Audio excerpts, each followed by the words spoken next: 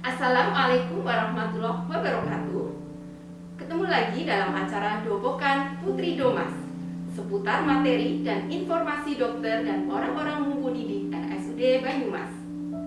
Senang sekali saya Uci, perawat dari Poliklinik Saraf, akan menemani sahabat sehat dalam acara Dobokan hari ini. Tanggal 26 Maret setiap tahunnya diperingati sebagai Purple Day atau Hari Epilepsi Sedunia. Merupakan suatu gerakan internasional yang didedikasikan untuk meningkatkan kesadaran mengenai epilepsi di seluruh dunia. Kenapa Purple Day? Karena warna ungu adalah warna bunga lavender yang menjadi lambang internasional untuk epilepsi. Bunga lavender sebagai simbol kesendirian yang mewakili para penyandang epilepsi atau OD, orang dengan epilepsi, yang seringkali merasakan terisolasi karena kondisi mereka. Perayaan Purple Day untuk memperingati Hari Epilepsi Sedunia sebagai tanda menumbuhkan rasa kepedulian kita terhadap OD atau orang dengan epilepsi.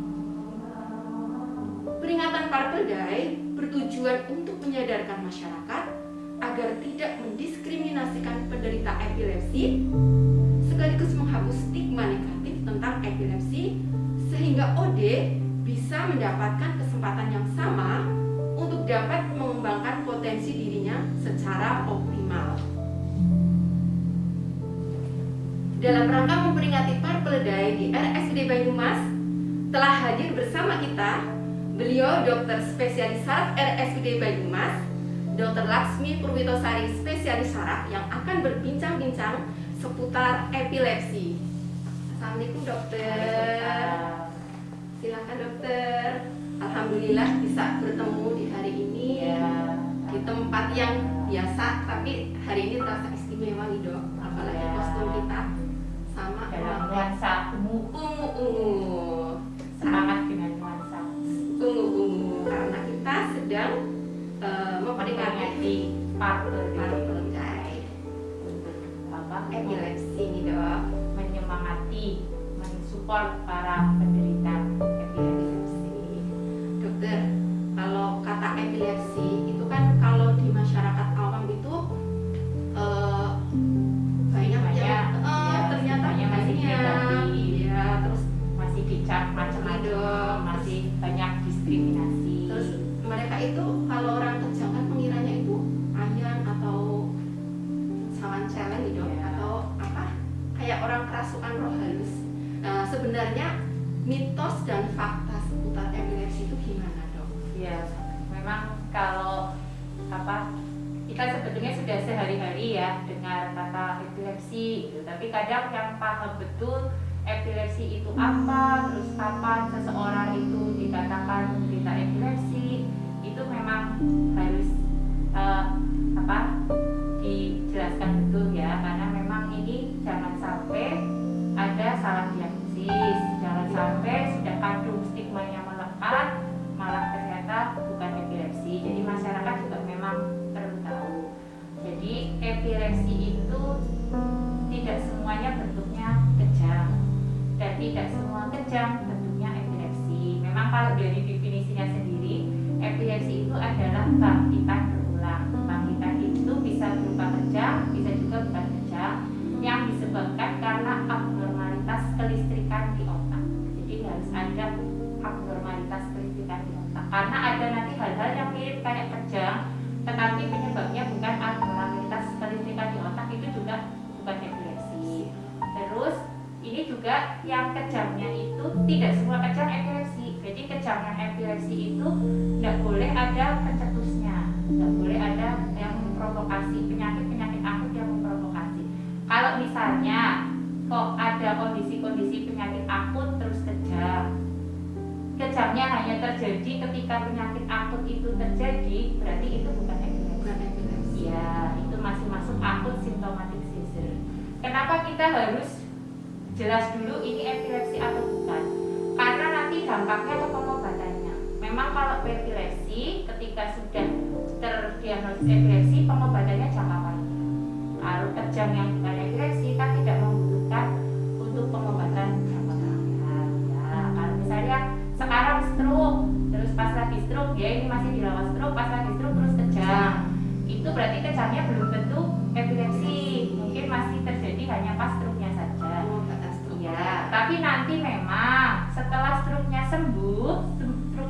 biasanya meninggalkan sisa di otak. Ada jaringan otak namanya jaringan sikatrik yang tersisa kerusakannya, kemudian itu bisa mencetus kejang, bisa nanti bisa terjadi epilepsi post-stroke, itu bisa. Cedera kepala juga sama, misalnya sekarang cedera kepala ya, gagal otak, terus sekarang kejang, ini belum tentu jadi epilepsi, tapi besok-besoknya setelah setahun, setelah 2 tahun itu bisa nanti jadi epilepsi post cedera kepala. Itu memang bisa seperti itu ya. Dan bentuk epilepsi itu tidak semuanya yang kejang kelonjotan. Kalau kita kan orang awam ya tahunya kalau kejang ya kelonjotan, giginya geget, matanya melirik ke atas sampai berbusa, sampai kejet-kejet.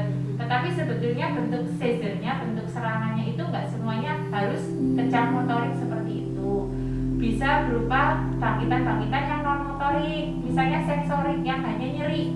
Misalnya, loh dok, saya kan nyeri kepala, kenapa didiagnosis epilepsi? Kalau nyeri kepalanya itu ternyata berulang, kumat-kumatan berulang, dia dikasih anti nyeri kok nggak membaik, dikasih anti kejang kok malah membaik, dikasih obat epilepsi membaik. Nah itu mungkin ya nyeri kepalanya ternyata kesemutan, itu juga bisa. Atau nyeri perut itu ternyata itu epilepsi juga bisa. Yang sensorik itu nyeri, bisa juga psikomotor, perubahan perilaku. Itu ada yang bentuk kejangnya itu perubahan perilaku gitu, tiba-tiba kayak orang marah-marah gitu, nanti terus kembali lagi kayak nggak ada apa-apa, terus begitu berulang itu ternyata bentuk kejang psikomotor juga bisa. Otonom, jadi bentuk kejang bentuk serangannya tuh otonom, mutah, tapi mutahnya polanya sama gitu, mutah berulang polanya sama. Itu ternyata bukan dari kelainan di saluran cerna, ternyata mutahnya itu adalah gejala dari epilepsi, bangkitan juga, bentuk bangkitan juga. Jadi memang bentuk bangkitan itu bermacam-macam. Jadi orang yang kejang itu belum tentu epilepsi, ya. Dan bentuk epilepsi juga belum tentu bentuknya dengan kejang, ya. Tapi macam-macam bentuknya. Jadi memang untuk menegakkannya ya memang betul untuk pemeriksaan ya dokter diperiksa klinisnya, mungkin juga butuh pemeriksaan penunjang. Terus sebenarnya kalau itu epilepsi itu kan tadi sudah disebutkan bisa karena sebelumnya sakit stroke atau karena trauma. Emang penyebab epilepsi memang mesti seperti itu. Jadi epilepsi itu ada yang idiopattik ya, sampai tidak bisa dibuktikan penyebab strukturalnya. Misalnya kalau dari bayi-bayi itu, dari anak-anak udah sering kejang-kejang itu biasanya epilepsinya epilepsi idiopattik yang kita tidak bisa membuktikan kelainan struktur di otak. Tetapi ada juga epilepsi yang simptomatik. Simptomatik itu berarti epilepsinya, kejang-kejangnya merupakan gejala dari penyakit-penyakit yang otak. sebelumnya diderita. Misalnya ada tumor otak, ada pernah infeksi otak, atau kelainan-kelainan bawaan, kelainan-kelainan bentuk otak itu juga bisa. Misalnya ternyata sel otaknya, korteknya itu tidak sempurna terbentuk, itu juga Kelainan dari lahir bisa. Kelainan itu bisa juga. Kelainan struktur di otak. Jadi penyebab epilepsi itu bisa karena idiopatik atau tanpa sebab, tidak diketahui penyebabnya. Yang tidak diketahui penyebabnya dari bayi ya, dari anak-anak. dan juga bisa karena ada penyakit sebelumnya atau ada trauma Penyakit yang diderita baik sebelumnya, yang bekas itu misalnya bekas cedera kepala, bekas stroke, bekas infeksi otak ya, pos yang meninggalkan jaringan sisa jaringan luka atau sikatrik, atau penyakit yang terus kayak tumor otak. Tumor otak itu kan ada lama jangka. bisa juga ya. Kemudian kalau untuk lebih mengetahui bahwa yang diderita itu kejangnya itu karena epilepsi atau bukan, pemeriksaan penunjangnya apa aja itu dok? Jadi memang sebetulnya epilepsi itu kita memastikan itu epilepsi itu bukan dari pemeriksaan penunjang, tetapi malah dari klinis, dari memang bentuk bangkitannya.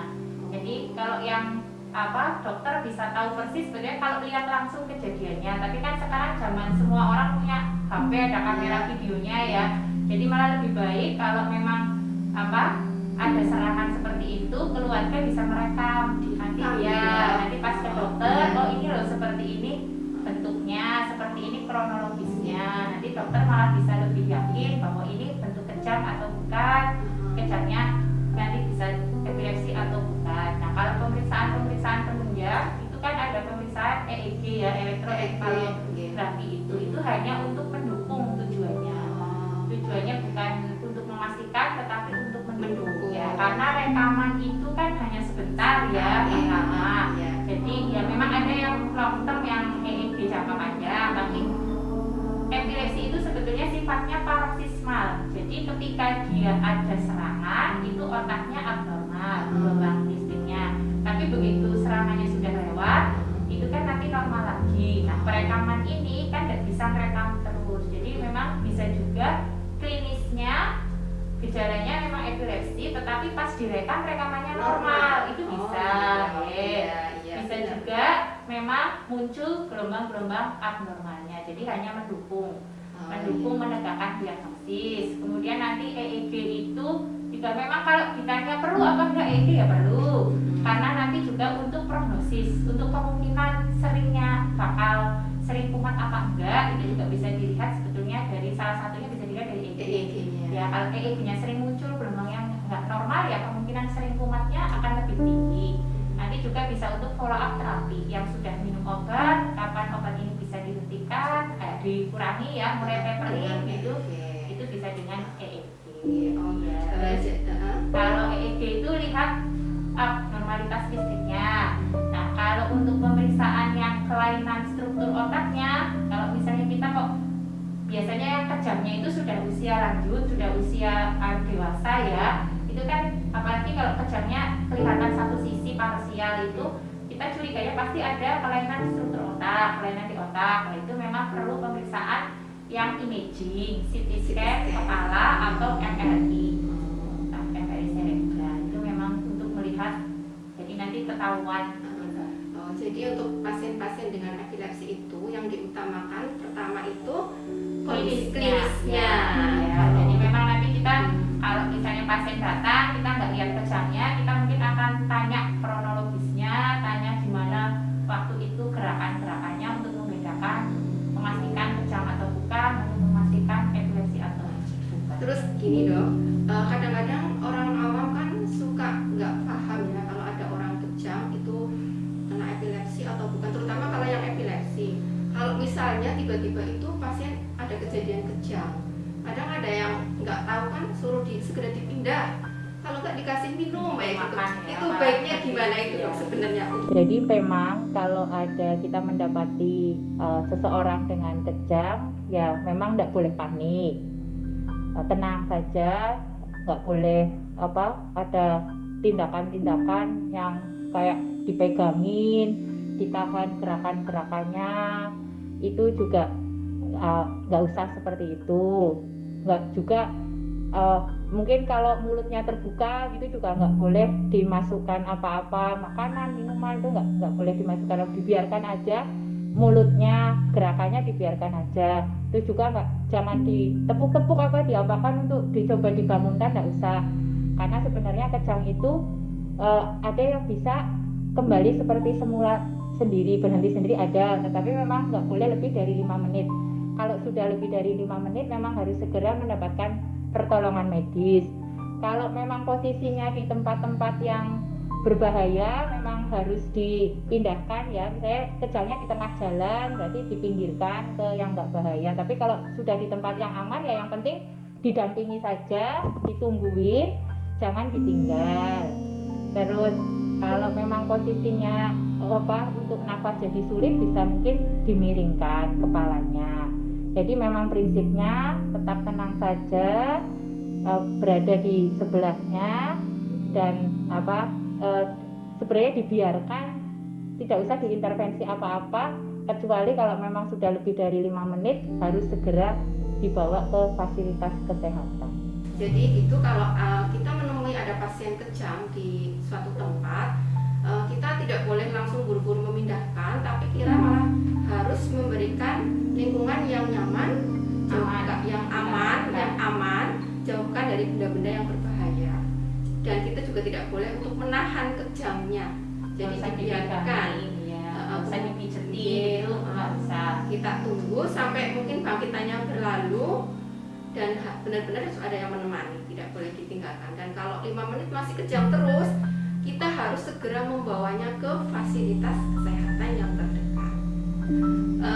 Ini lagi dok, kemudian jika ada pasien sudah didiagnosa epilepsi, itu harus bagaimana dok? Ya kalau sudah pasti didiagnosis epilepsi, berarti kan kita dokternya itu nanti akan memberikan edukasi ya. Yang jelas kan minum obatnya harus diminum teratur, nggak boleh lupa, nggak boleh sampai lupa sampai nanti malah berhenti sendiri, itu kan nggak boleh.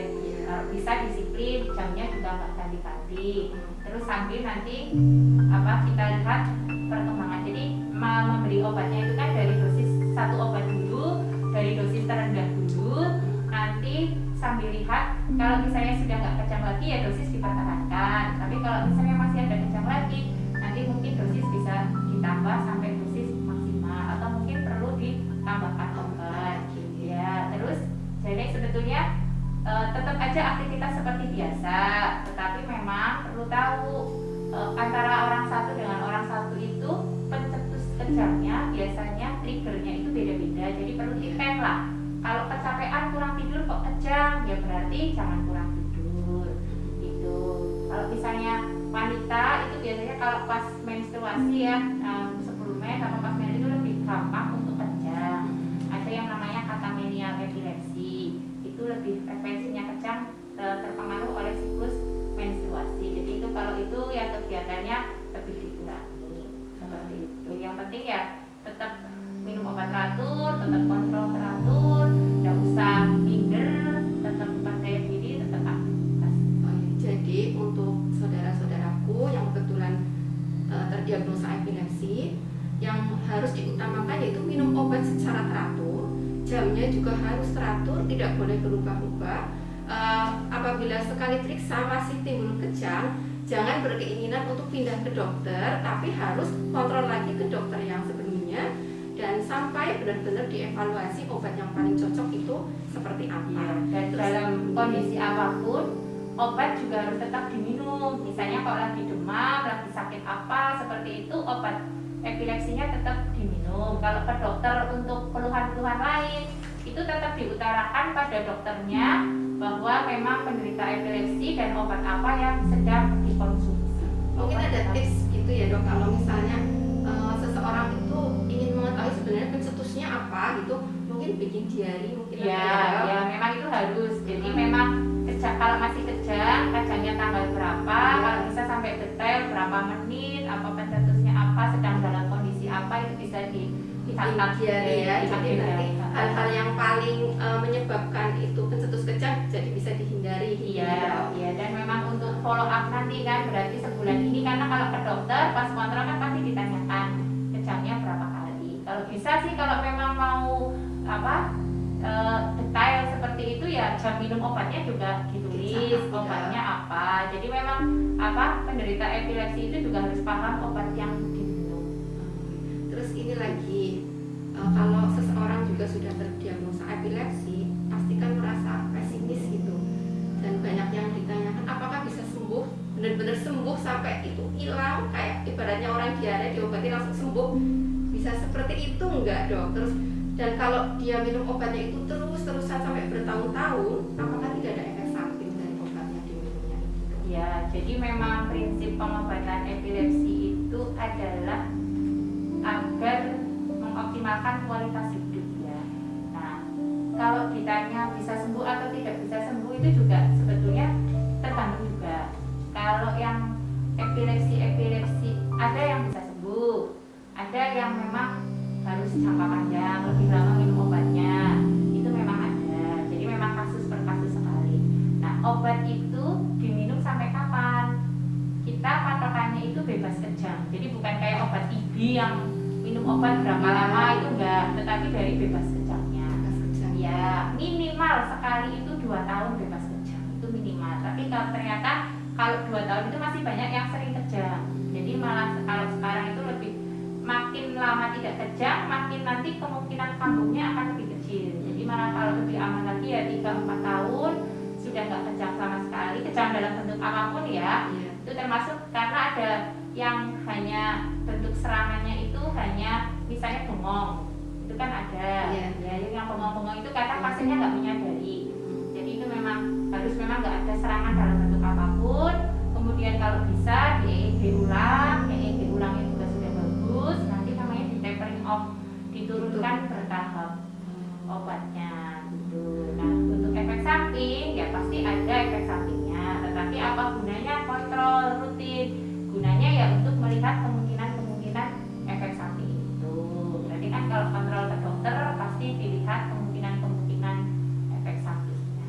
Pasti ada, karena memang ada obat-obat malah yang nggak boleh diminum oleh ibu hamil, ibu usia produktif yang kemungkinan akan hamil, karena efeknya bisa ke janin. Itu memang ada. Diganti Ya, jadi memang nanti kan dokter memilihkan di pemilihan obat nanti sesuai dengan tipe kejangnya, sesuai dengan nanti kemungkinan efek sampingnya juga, kondisi-kondisi umum dari pasien, penyakit-penyakit lain dari pasien itu juga bisa mempengaruhi nanti pemilihan obat. Jadi nggak bisa minum obat sendiri gitu, mendiagnosis sendiri, minum obat sendiri itu memang nggak bisa. Harus konsultasi ke dokter. Jadi tetap harus selalu minum obat dengan teratur, dan sebagai patokannya yaitu dari terakhir dia kejang itu nanti dihitung minimal 2 tahun nih dok. Ya minimal sekali 2 tahun. Minimal 2 tahun tidak kejang, nanti baru diturunkan secara pelan-pelan oleh dokter. Kemudian nih ada mitos lagi, sebenarnya penyakit epilepsi itu menular apa enggak ya dok? Dan apa itu memang karena keturunan juga salah satu faktor penyebab? Kalau menular jelas tidak menular ya, karena epilepsi ini bukan penyakit infeksi, jadi nggak menular. Kalau misalnya ada orang kejang, kita di sebelahnya kita nolong nggak masalah, memang perlu ditolong.